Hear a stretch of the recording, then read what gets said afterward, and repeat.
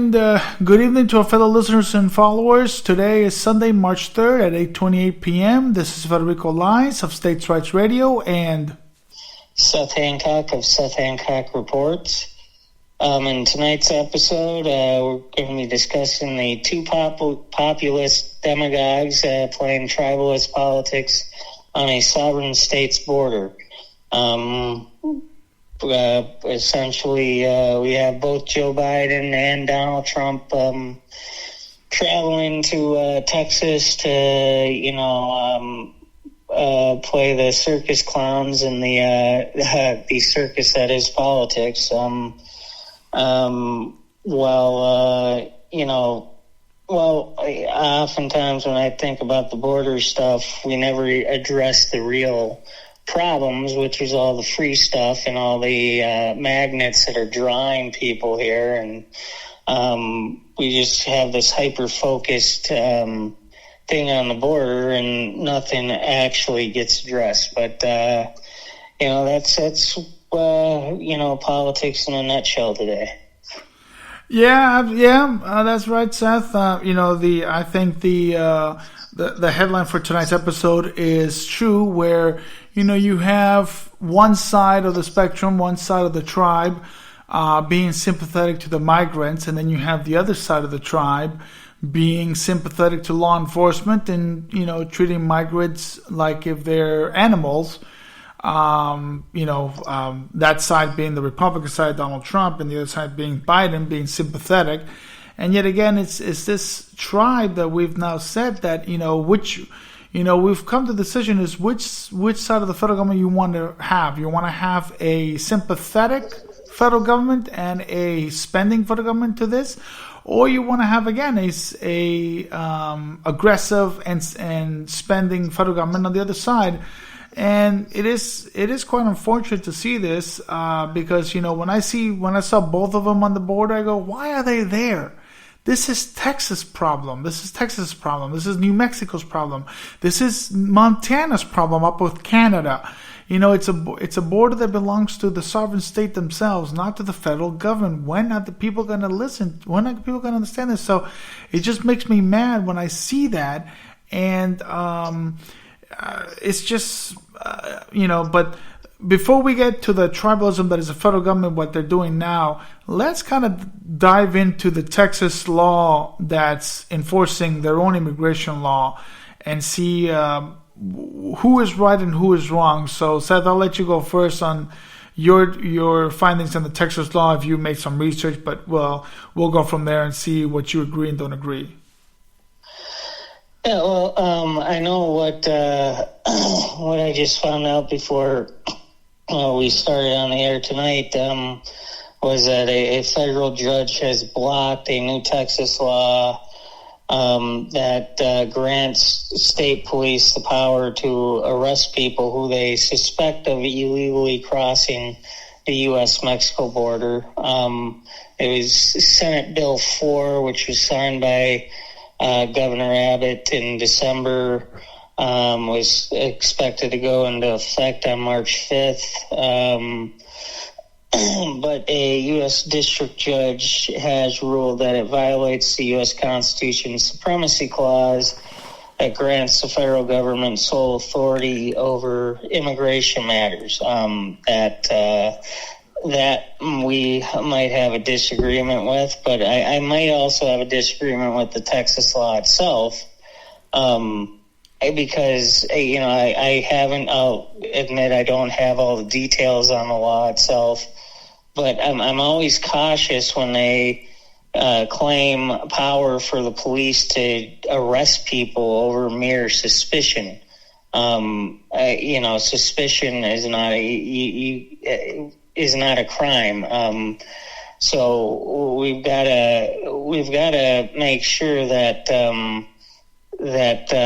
they have reasonable, articulate suspicion that they came across the border illegally. I don't generally think that police have power over people unless they have at least some evidence that they committed a crime, not just oh, this person looks suspicious, let's stop him and possibly arrest them. So it's a tricky thing because, like I said, I don't know all the details of the bill, but I'm cautious on just giving police the power to arrest people on mere suspicion. Well, the federal district judges and the federal Supreme Court has always, ever since 1875, well, when Congress first enacted the Chinese Exclusion Act, but then in 1942, where the Supreme Court gave total access and control over the naturalization clause, I don't believe that the naturalization clause is bound by the federal government. I mean, it's also bound by the states themselves. Now, there's, the federal government can enforce federal immigration law, but yet again, they can't really put their funds on one state and not the other state. So, I know that Texas is Republican and Governor Abbott will always side with President Trump and all that. But, you can't give privilege to one state and not the other state. You have to work with the other states. But yet again, there is nothing in the Constitution that grants the federal government the right to enforce the clause. There isn't. I mean, I think how the clause states is that Congress establishes the clause, but it's up to the states to enforce it.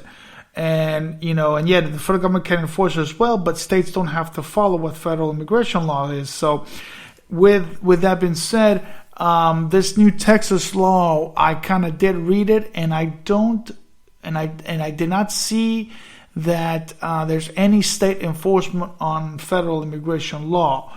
So that being said, the Supreme Court has really no bearing to shut it down because the state of Texas is not enforcing the current immigration law of the federal government. They're enforcing their own law. And that's what really killed Arizona in 2012. Arizona versus the United States is where Arizona was enforcing federal immigration law.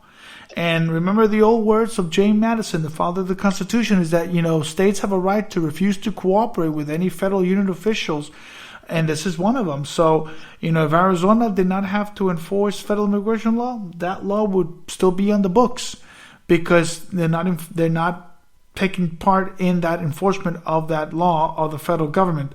But with Texas doing on their own, I think that the Supreme Court has no right to bring down that law because that's Texas. Texas enforcing their own law with their own funds. I hope that Ted Cruz and I don't know who the other senator is from Texas, another little loser, but I hope that Ted Cruz is not giving federal funds to give funds to that Texas state law. It wouldn't surprise me because that's how the Senate is, but I hope it's not. I hope that's not the case. But one thing that it is that, one thing that also Arizona law failed was also that they were denying citizens and non-citizens their Fourth Amendment rights and their right to due process. So they were, Arizona law was arresting people and stopping people just for the sake that they may be illegals. Well, I mean, you can't just base it on that. They have to commit a crime. And, unfortunately, federal immigration law, it is a crime to cross into the border illegally, but you need due process. You can't just arrest somebody or just stop them just for that. So that's what killed Arizona. And I see, with this going on right now with Texas, I can see now that maybe the federal government, the Supreme Court will overrule Texas law because of that, because they are denying the due process of a citizen or non-citizens. And that also will be the death. And that's also is the one last thing, Seth. That's also is the ignorant of many state legislators and even the governor, that they don't think about our other rights. We have other rights. We have a due process clause in the Constitution. We have a Fourth Amendment right in the federal Constitution that cannot be ignored. So, people have to really read the Constitution before they make these laws and say, am I contradicting it or am I saying it right? So that's the thing. There's a lot of ignorance in the state legislatures that I'm just tired of it. And there's a lot of I'm just really tired of that ignorance in the state legislators. Yeah, and I guess one of my big issues with this, like you said, I mean, like I said, I read the reasoning behind the U.S. District Judge was that it violates the Supremacy Clause. So I disagree with the ruling by this judge, because Texas should have the right to write its own laws. But at the same time, I'm concerned with giving police powers. But, I look at this as more of the same circus that is the border right now. And, whether it's the judge in this case or the governor of Texas and the Texas law, it's more pandering, trying to say, look, we're doing something, when they're not even addressing the real issues. I mean, I don't think this law will actually change a whole lot. It just might get more state law enforcement involved. I recently wrote for my Substack about the inland border checkpoints that we have what are called the Constitution-free zones in America, which is within 100 miles of the border. If you live 100 miles near any border in the United States, basically the federal government and the courts have said that Border Patrol can set up these checkpoints and demand people declare whether they're a citizen or not. Which to me, if we're going to have a U.S. Border Patrol, their only place that they have any authority should be on the border and the border alone, and not inland at all. But it belies the real point that the migrants themselves, I'm not scared of them. I mean, are there bad actors coming in? I'm sure there are. Because there's bad actors everywhere. There are people who wish to do harm against other people, whether they came here illegally or if they're born and raised American citizens. There just are people who are going to do harm against other people, and that's just a fact of life. And but that's not the real issue. The real issue is, I heard they're giving some of these states are giving $10,000 cards to these migrants, and they're giving all this free stuff to them. I mean, I can't blame the migrants for coming here and getting free stuff if we're going to be giving it to them. And that's the real problem there. It's all the magnets that are drawing people here that concern me, and it's the further entitlements. And what happens is they use this border crisis to push more liberty destroying bills, like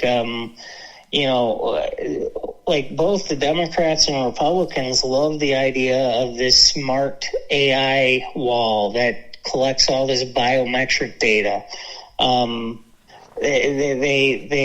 We've got, obviously, at the airports, we have TSA collecting biometric data.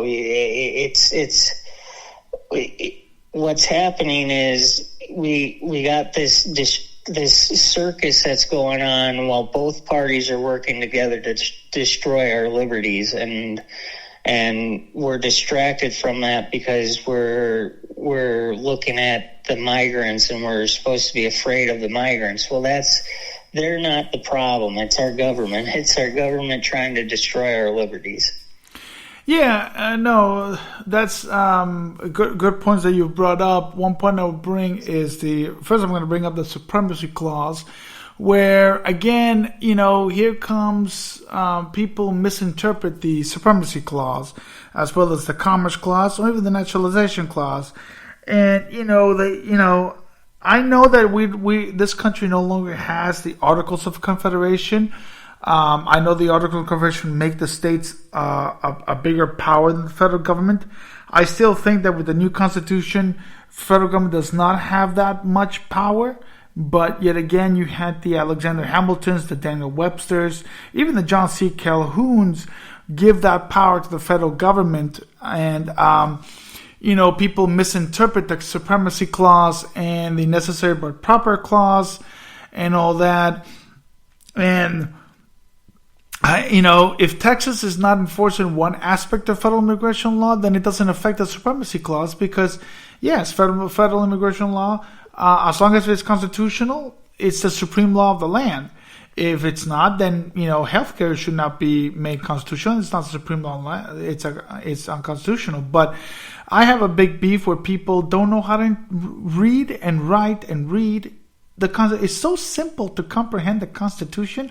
Why do people mangle it and twist it and turn it around and say, oh, well, it's the federal government's responsibility? No, it's not. It really is not. It's mostly the sovereign state's responsibility to enforce their borders. Yes, federal immigration, federal law can initiate a border patrol. They can initiate, but it's not their responsibility. If they want to enforce it, that's fine. There's federal crimes to that, but states don't have to follow that. And I think Texas law, if I read it correctly, doesn't enforce one aspect of federal immigration law. Now, so that being said, I don't believe it affects the Supremacy Clause because people don't know how to read that and interpret it. Another thing is you pointed out that, people are saying that these migrants are dangerous and these migrants are violent. I brought this, I think you were not in my last discussion with our other podcast partner, Cody Holt, but I did point the question to Cody, where do you realize that the majority of federal immigration law has been the most racist and violent acts in our nation's history? The Supreme Court has adopted bans, and the most recent was the Muslim ban by the Trump administration, but Congress passed a ban on Chinese migrants.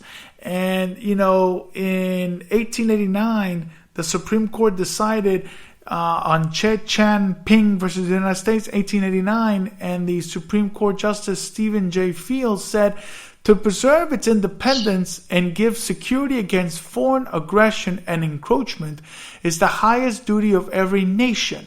It matters not in what form such aggression and encroachment come, whether from a foreign nation or from vast hordes of its people crowding in upon us. I mean, these migrants, are they showing any hints of aggression? Are they coming in with rifles and guns and army?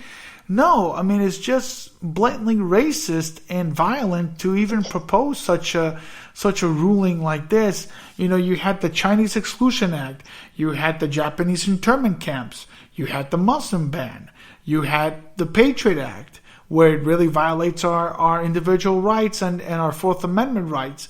So, people, is this the type of government that we want to install fear just because these people are trying to come over? And then, Seth, you pointed out also that they give a lot of free stuff on both sides. I may add, both Republicans and Democrats are giving this welfare to these migrants. Of course, they want to come over because they want to enjoy they want to reap those benefits. But yet again, it's all because again of that 16th Amendment that they can do that. But the thing is that I have no problem of these migrants coming over and doing their fair share of due diligence and coming in legally. What I am against is for the federal government to give incentives and funds and welfare to these individuals, like I was with many acts of the federal government. I am with, we should not be giving incentives because people are going to come over. But again, we're not going to stop that until that 16th Amendment gets repealed, because that's the only one that's making us bleed for this. So, I mean, it's very critical. It's very distraught that, we get to see this.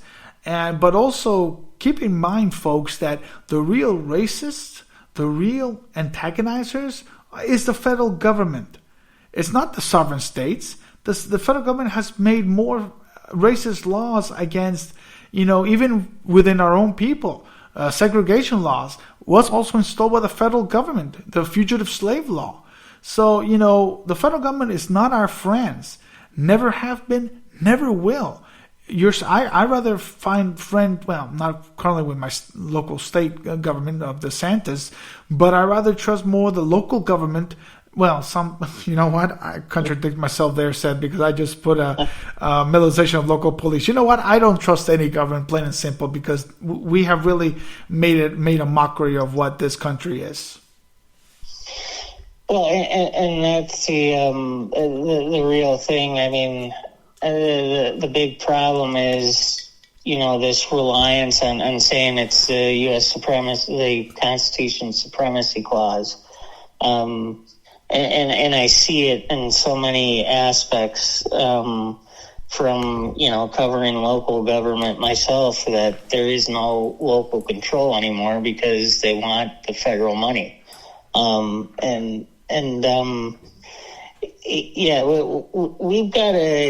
We've got to have the government is supposed to, we have to have the correct view of what government is supposed to be there for. And what it's supposed to be there for is not really so much our security, although I think there's some aspects of government that is to protect us from foreign threats, actual foreign threats. But ultimately, their job is to secure our liberty and make sure that our freedoms are upheld.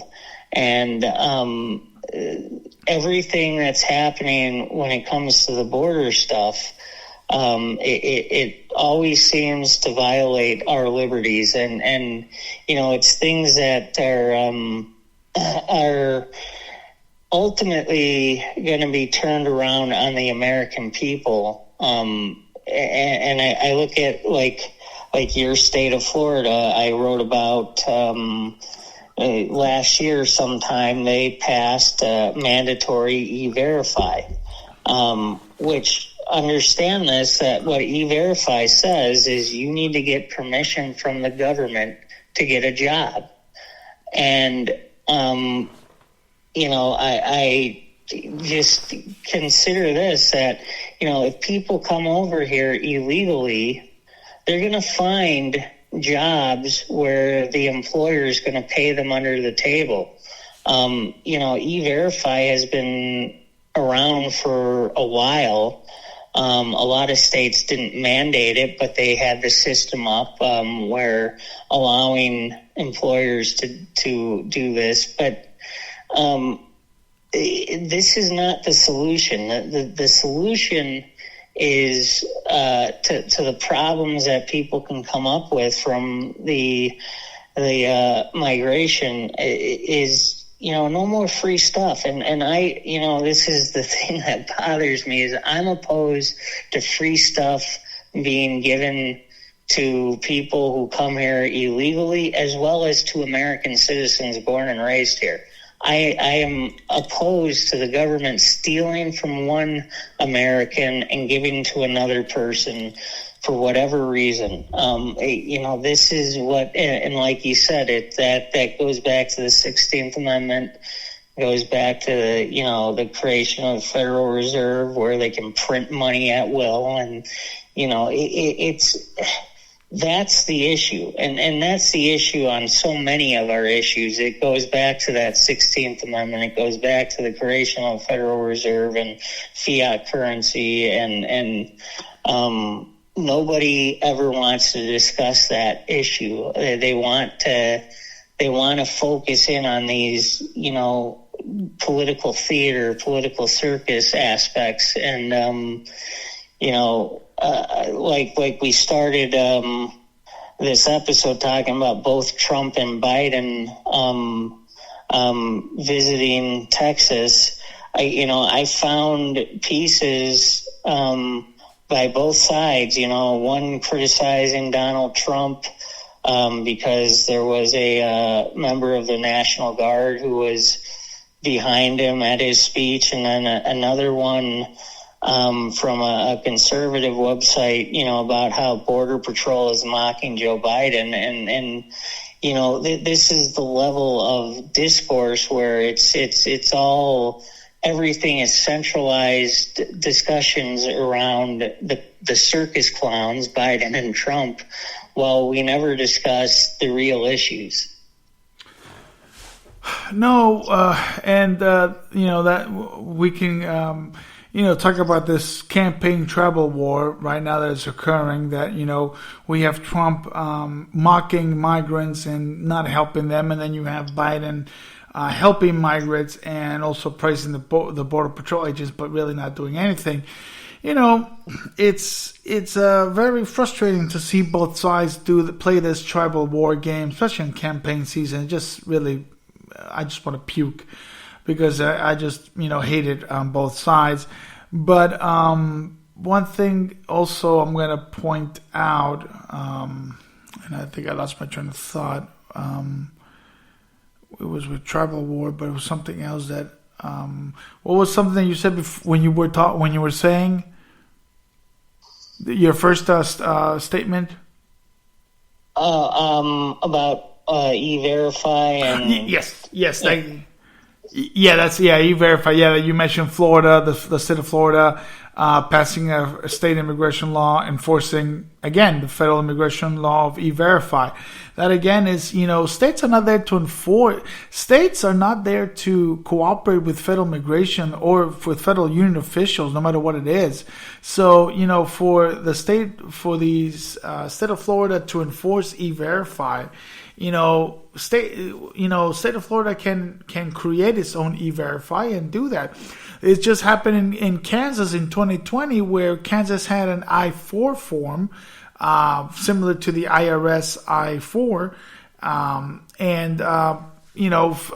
the state of Iowa, the state of Kansas, and other states don't have to enforce the IRS form of the I-4 taxes. It can go with their own form, and they can prosecute people who violate that form. So yet again, there's the thing is that states are not there to enforce federal immigration law, because what is the point then? So then it makes no sense. And with this E-Verify, I think it's an encroachment on the private owners, and if they want to hire illegals, they can hire illegals no matter what, as long as they pay them a living wage, a minimum wage. I see no issues with that. But yet again, it's this tribalism, and is this who controls what, and that's the real issue, is who controls this. And sadly, the Supreme Court will most likely side with the federal government, because they have sided for a long time ago, which they shouldn't. But yet again, on another thing, in Idaho, the governor there in Idaho is about to send state troopers of Idaho to the Texas-Mexico border. Why? Shouldn't he enforce his own border? I'm sure you have criminals coming into Idaho, illegals, or people who commit crimes. You should be focusing in your own state, not sending, and when I see other governors from other states go to Texas and take pictures, or the congressional delegation of other states, that's not the role of the states to do that. That Texas has its own legislature, has its own governor, its own judicial system.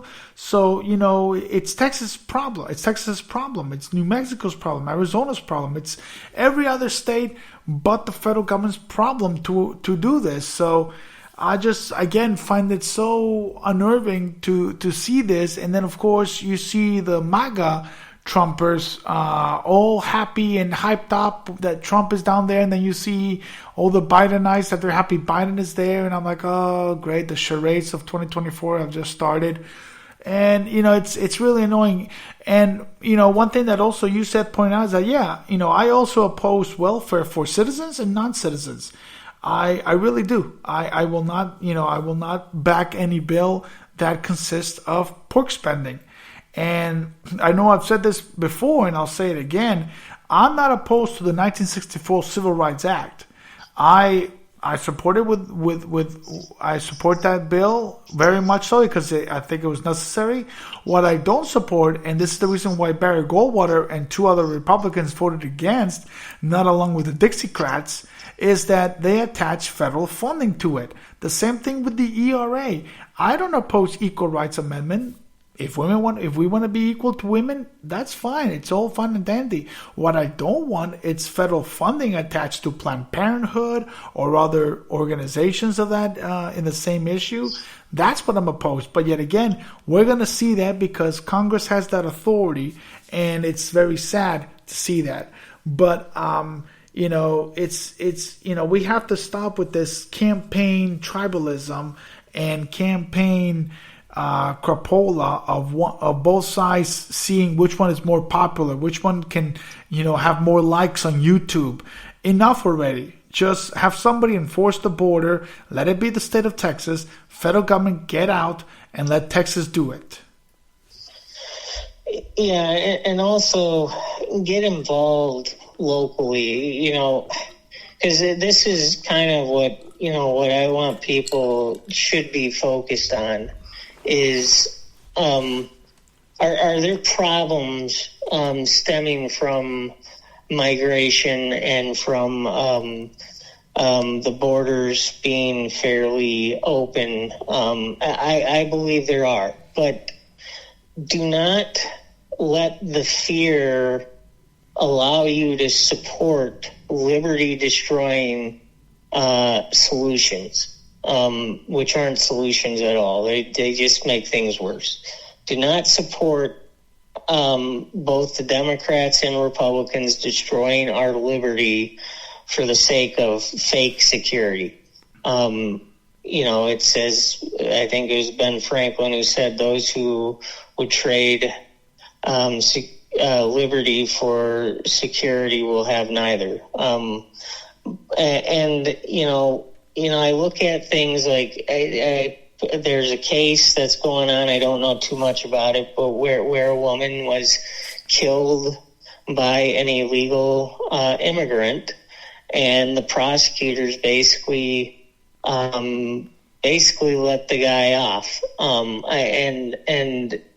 That's a problem. That's a problem. I agree. But that's a problem locally. You need to get rid of that prosecutor.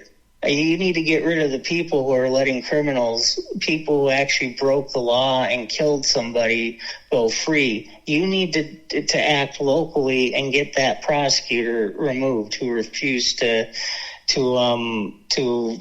bring justice to this family that lost their daughter.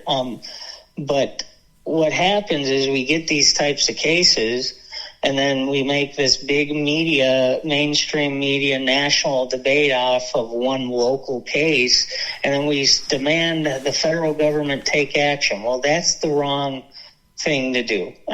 We need to have reason, and we need to keep our heads on straight and not subside to the fear campaigns.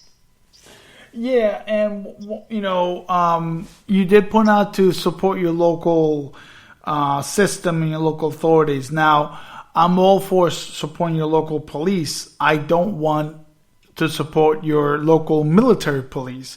As I put on social media that I saw, my local police has an armored truck, and I think that's wrong. I don't want a military local police. I want a local police to enforce the law and protect my rights. So that's I'd rather see a local police do that than the federal government. I don't believe the federal government should have that type of enforcement. But you're right. The government's there to protect our rights and to protect us, to serve justice.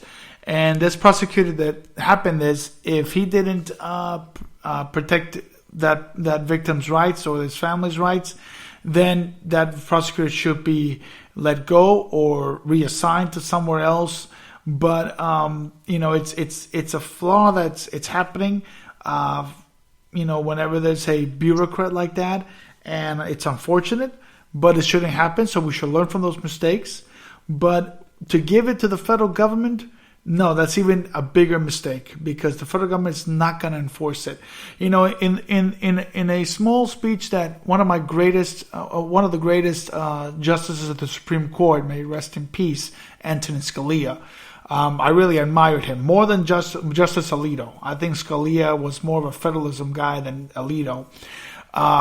He heard the case of Arizona versus the United States, and he said that the Attorney General argued the case and says that the reason why they weren't putting top priority in Arizona is because of financial funding, manpower. Okay, fine, it's reasonable. That federal government doesn't have the manpower, they don't have the resources, not the financial resources. Okay, perfect. So it's up to a state, a sovereign state, and that's how he said it, a sovereign state to supplement a law. If the federal government doesn't have the resources to do it, then a state should do it. But a state should do it with their own law, with no federal interference or funding of it. And that's why, from what I read in Texas, that's what Texas has. I hope I'm not wrong. But once they start enforcing federal immigration law, like here in Florida or in other states, then we have a problem that states are not there to enforce that type of law, and it's come 2024 Super Tuesday. I know people when they see Trump on the border or behind the border, don't just vote for who's the biggest demagogue. Vote for who is right and who is wrong, and they're both wrong. And just don't vote because they're not helping our country. They're making it worse. They really are. It's both Biden or Nikki Haley or DeSantis or Trump. No one is out there to make our country safer and better. They just want to increase the size of the federal government and don't give a damn about you.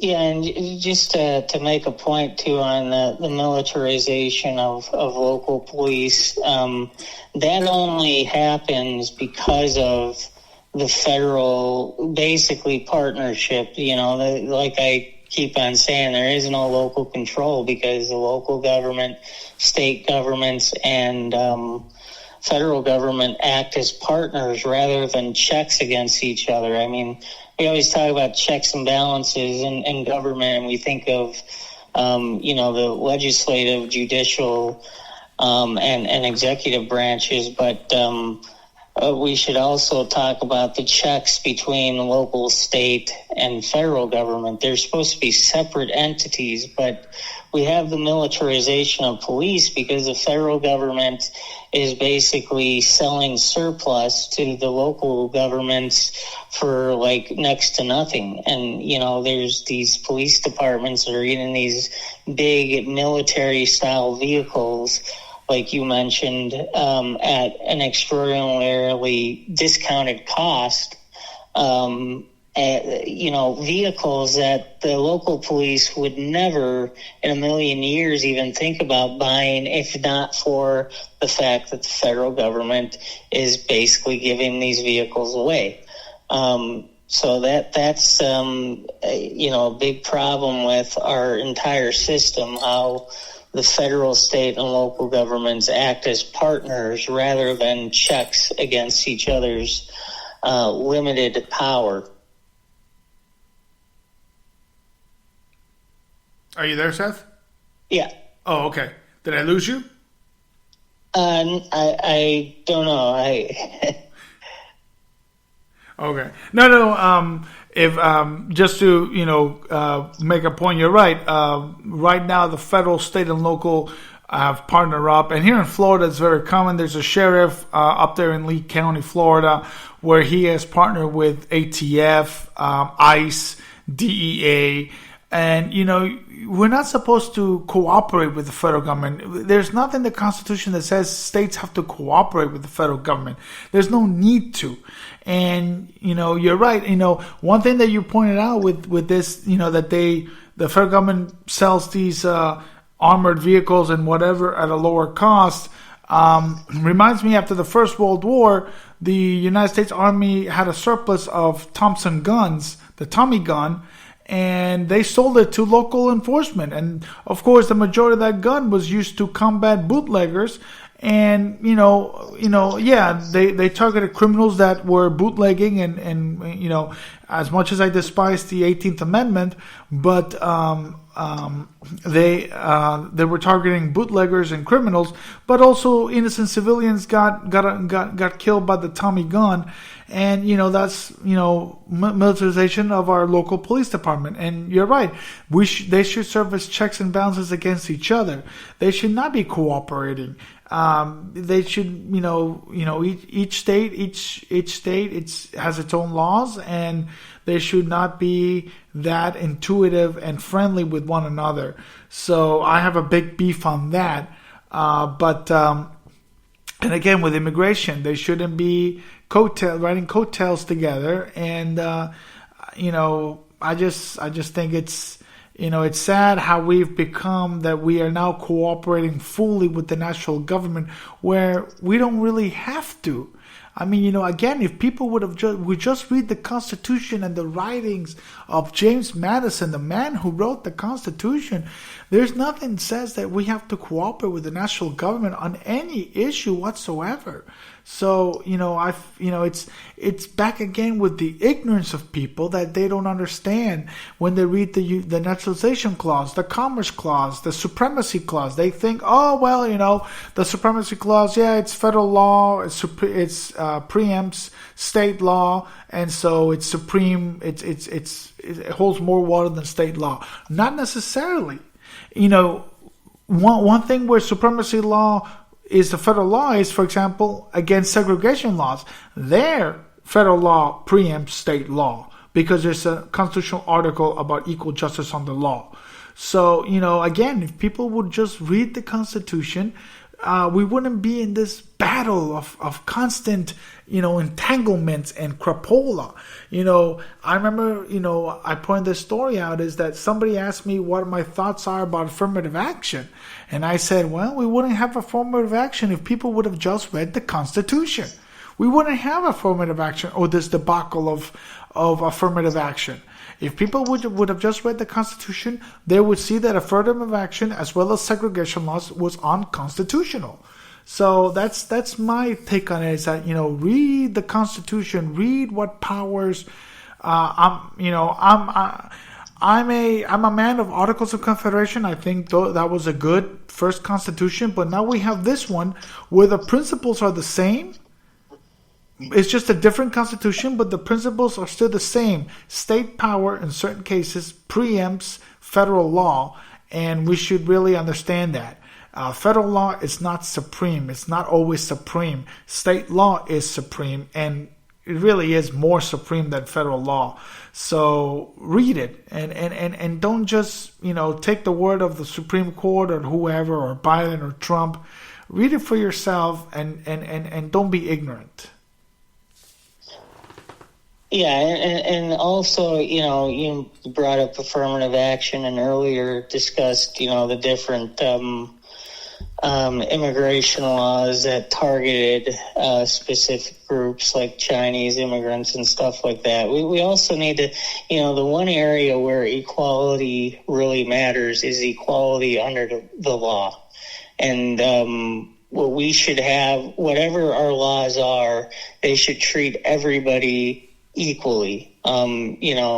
Murder should be illegal for everybody. I mean, we shouldn't say, well, this group gets to murder people because of their skin color or gender or whatever. But the point is that we should have laws that are there to protect our liberty, and they should be applied equally regardless of race, sex, creed, et cetera, et cetera.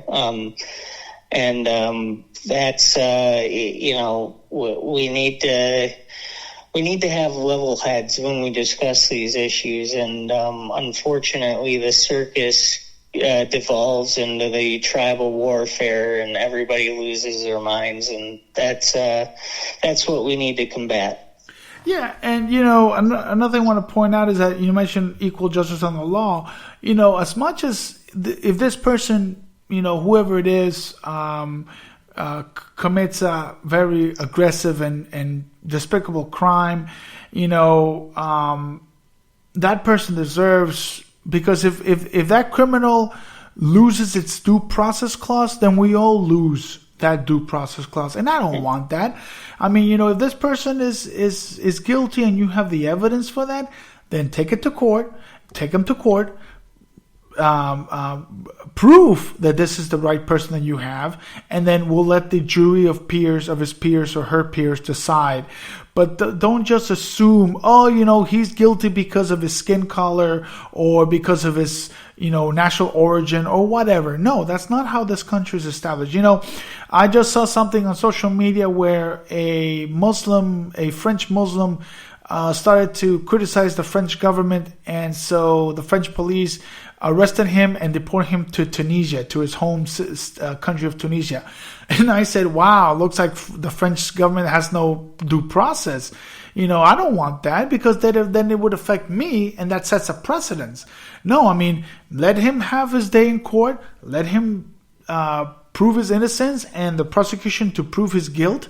And that's how you have a perfect system, because once you have protective custody, then we lose all our rights. And I don't want that. As much as, people are despicable when they commit these crimes, whether it's Richard Ramirez or John Wayne Gacy or Ted Bundy or Jeffrey Dahmer, who's the whitest of the whitest, they need to get, Jeffrey Dahmer declared himself guilty, so there was no trial. But, John Wayne Gacy, the whitest of the whitest, and he had to go to trial because he himself not guilty, but he was found guilty. As much as he's despicable and he made very egregious crimes, he gets to have his day in court, because all citizens have that right to due process. So, don't forget that. Don't assume the law enforcement that they have a right to stop you. They don't have a right to stop you. They don't have a right to ask you any questions. If they suspect you, then they will get a warrant and they will arrest you when they got that warrant. So remember your rights. Remember that we all cannot pick and choose. Because once this individual loses that due process rights, we lose that due process right. Yeah, and that's also a good point, is know your rights and use them. It's generally a good rule to not talk to the police, because they are when the masses are demanding more liberty destroying legislation. Stay away from the madness of crowds and think for yourself. Yeah, and with that said, for Super Tuesday coming up, please, fellow listeners and followers, vote your conscience. Don't vote for either the orange-faced Muppet or the grandpa senile man or Nikki Haley, the neocon. Just don't vote, because they're all the same. Vote your conscience or don't vote. When it comes time for my primary, Seth, I would abstain. When it comes to your primary, I don't know what you're going to do, but, vote your conscience. But I know we both talk about abstaining. But, so, just know your stuff before you vote. And any last notes, Seth, for who do you vote for or abstain? I'm not gonna. I'm gonna abstain from the presidential reality show. I am going to vote in the primary, because there's a proposition on the ballot where we need to focus. We need to focus locally. Exactly. So that being said, have yourself a great night. Vote your conscience, and we'll see each other next Sunday. Have a good night, everybody. Good night.